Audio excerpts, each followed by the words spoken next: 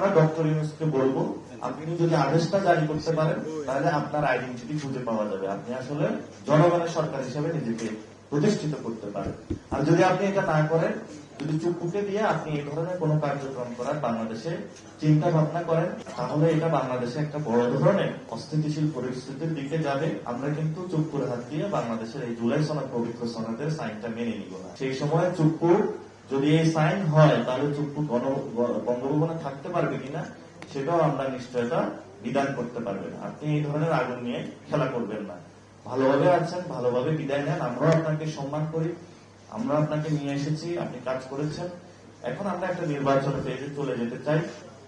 নির্বাচনের মধ্য দিয়ে পিপল যাকে ভোট দেয়, এটা জামায়াত ইসলামীকে দেখ, এনসিপি কে দেখ, খেলাফত মজলিসকে দেখ, ইসলামী আন্দোলনকে দেখ, বিএনপি দেখ, আমরা একটা পর্যায়ের মধ্য দিয়ে আমরা গণতান্ত্রিক হয়েতে যাই। কিন্তু সেখানে একটা কথা হয়েছে, সেটা হলো আমরা একটা বাংলাদেশের রিফর্ম অ্যাসেম্বলি চাই, যে অ্যাসেম্বলির মধ্য দিয়ে এই কার্যক্রমগুলো একটি সুষ্ঠু প্রক্রিয়ার মধ্য দিয়ে নতুন ভাবে আমরা বাংলাদেশটা স্টার্ট করতে পারবো।